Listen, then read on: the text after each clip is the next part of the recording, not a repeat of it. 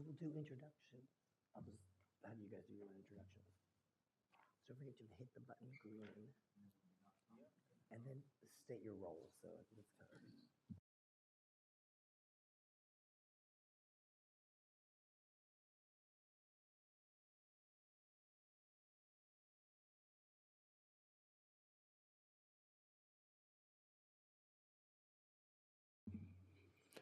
Good afternoon. Welcome to the public workshop for proposed amended rule 1325.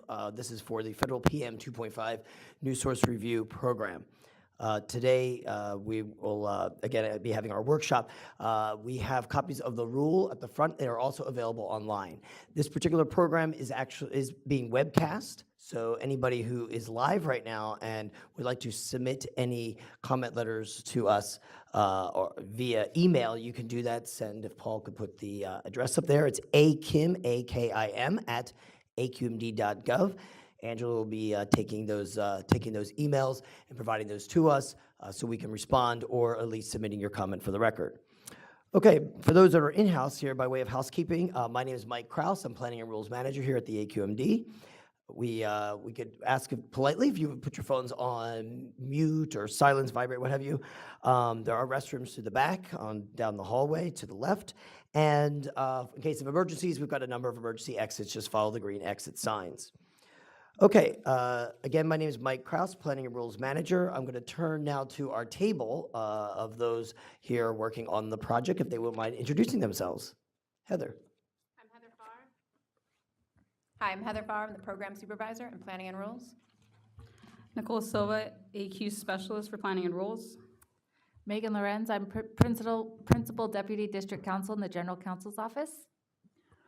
Good afternoon. This is Shah Debirian with the Socioeconomic Section, AQMD. Good afternoon. This is Ryan Banuelos, Air Quality Specialist, CEQA. Great.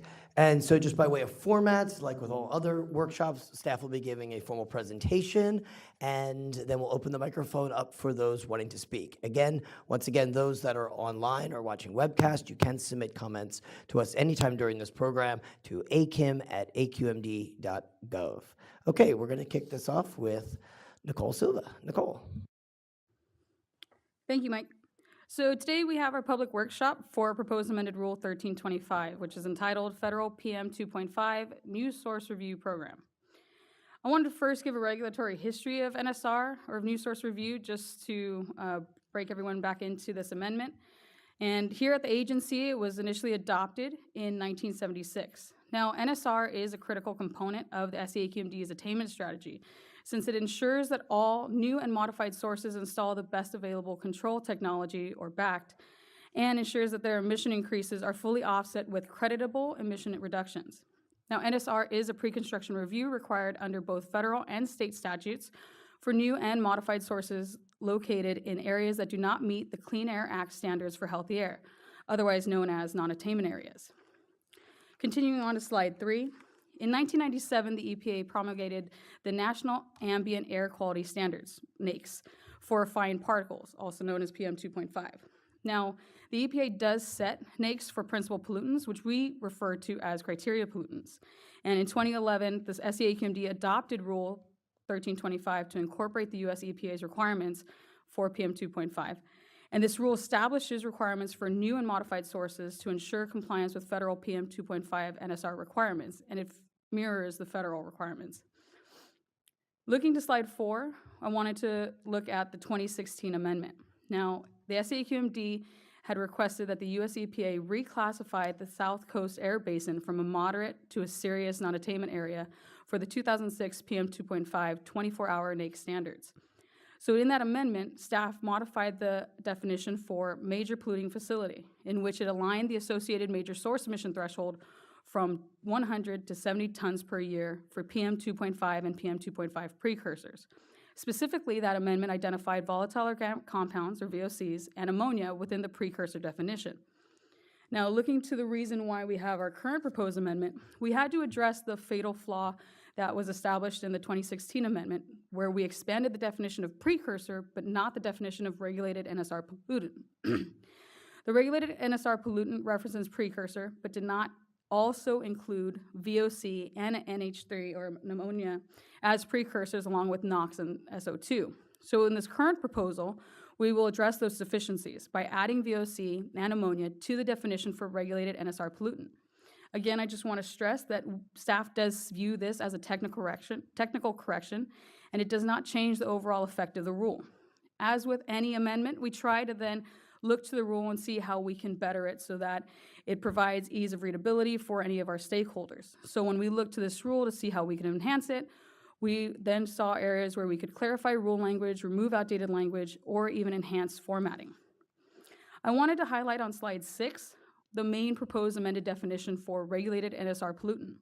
Now, just to give a background again, when we have different formatting for our strike-through version of the rule, the main language that was originally in the rule is in black.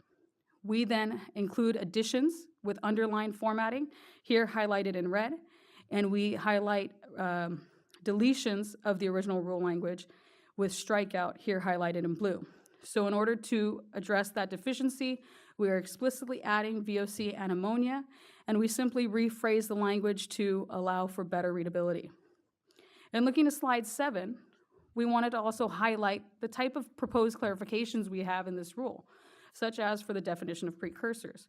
In cleaning up the rule, we do like to remove any outdated language. So we removed the dates and simply included the abbreviation for ammonia, since we do include that later on throughout the rule. Now, with any rule, we also have to analyze whether or not there's going to be a socioeconomic impact or whether or not this is subject to the California Environmental Quality Act. So in reviewing this with staff, there is no expected adverse socioeconomic impact with this proposed administrative change. And at looking to CEQA, although this rule is seen as an administrative change, it does not mean that they're going to need a full evaluation. This is going to be determined to be exempt from CEQA. So staff will prepare a notice of exemption for this rule. Looking to who would be your point of contacts here at the district. For CEQA, we have Mr. Luke Eisenhart, who is an AQ specialist for CEQA for socioeconomic analysis. We have Paul Stroke, who is an AQ specialist here, and then I will be your lead rule writer with all of our contact information here on slide 9. Looking forward to the schedule that we have for this rule, being that this is our public workshop, we look for public comments to be submitted to staff no later than November 7th, so that we can include this into our board letter and also include any of those comments so that we can address it in our stationary source presentation, which will be conducted on November 16th. Then we'll have our set hearing on December 7th, and we'll be bringing this proposal to the board at the public hearing on January 4th, 2019, excuse me. At this time, we will allow for any public comments here at the workshop or via email. Great, thank you, Nicole. So yeah, so this was, those that follow this rule, this was one that we had already passed through on way to EPA, and before they gave us their final approval, they felt that this was a quote-unquote fatal flaw, deficiency that they felt needed to be corrected. So we didn't really want to delay this in kind of getting this done and moving this through the system. However, in order to get that 1325 approved, which is really critical, we were kind of forced to do a commitment letter to the EPA to actually put us on a timeline. So we are now under a clock to get this passed. But as Nicole noted, we don't view this as any change any change to the effect of the rule, because we had to find the VOC and the ammonia as precursors under the PM 2.5 definition. So, but in hindsight, it does clarify. So that's not a bad thing, and it did, as again Nicole emphasized, gave us the opportunity to kind of clean up the rule and make it a little more updated, particularly since there were certain effective dates, like as of a certain date you do X, Y, and Z, and that could all go away now that those dates have passed. We also don't have the CEQA and the Socio folks. This is not Paul or Luke, but they were unable to make it, but their colleagues are sitting in nonetheless. So open to any questions, and again, we're open for comments all the way up to our board dates, which we plan to take to the board come the 1st in January.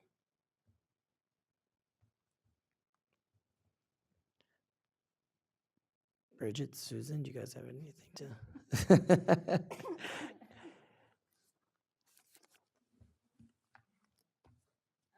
Bridget McCann, Manager, Technical and Regulatory Affairs for WISPA. Just a general comment, and I've made these comments before about noticing to Home Rule Committee and then some of the other rules recently.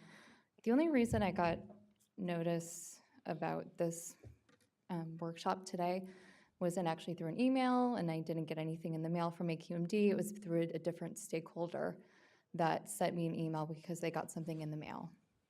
So I guess I'm just curious how the noticing happened for the role, and I noticed there's not a lot of people here today either. Right. So, and that's kind of been happening a lot lately. I think maybe there's been something going on. One, I know there's been a lot of turnover and work on the website. I know I had to go back in and actually recheck all my boxes for all my subscriptions, and I've done that a couple times now. But I guess it's concerning because most of my members and people that I've talked to did not get any notice for today's workshop. So just a comment, I guess more of a concern. So surely, so what we tend to find is that if we take the initiative and just add our common stakeholders to all of our lists, we then get some kickback that you're getting inundated with emails that you didn't necessarily want to receive. So we looked to the original list that we had for the 2016 amendment, and it did have a very small list. There were like 20 subscribers to that list. We did send out a mail out for the public workshop notice for this, as well as listing it in the paper as required by law. So, this specifically being a rule that has such a minor change to address what was highlighted by the EPA, this is why you see the turnout that you have, and it's not necessarily one of the rules that many stakeholders look to check from our email listing on the website. The other thing too is we do send this out to our NSR mailing list, right, for those that are impacted. You're not a permit holder specifically, so you yourself would need to sign up for mailing list of interest. However, for your stakeholders. My stakeholders would be affected. I'm wondering if I they would are hope they under would be at least on that reclaim list. though. If they're under reclaim, however, they might just be under 2000's mailing list instead of a Reg Right. 13 mailing And I list. So guess that too, could be where especially with that reclaim discrepancy's going at. on, anything NSR people would generally, I think, kind of be interested in. So Yeah. Just, I guess that's my comment. We would like to think that it was what Nicole says, it's pretty minor. It doesn't Yeah. change any of the emission limits. Once we're seeking to get the redesignation down to serious, which I've already received. We're now held to that lower limit, and that was changed already in the past. So I guess maybe some just view this as the administrative it is. But we are interested in making sure that you continue to be on these mailing lists for sure. Okay, thank you. Thank you, Bridget.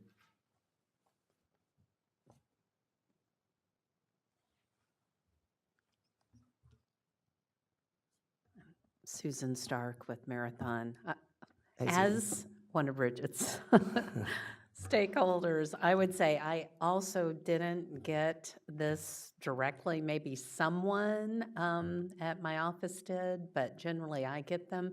And I had recently gone back and rechecked every box to make Right. sure I would receive. And as Bridget mentioned, certainly anything new source review and PM related is of interest. So, and particularly since the workshop isn't accessible via phone call, you have to come in. I think, well, I guess folks can email. It's being webcast. Oh, okay, well, that's good.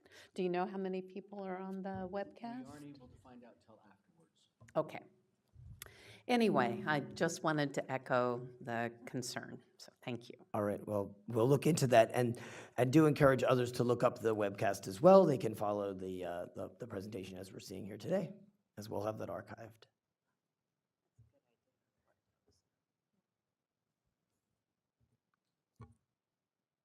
Okay, our third guest.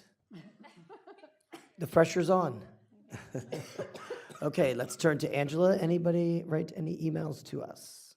A refresh? Yes, those that are on the webcast, akim@aqmd.gov, if you'd like to send us any question or comment that you would want to have on the record for the workshop.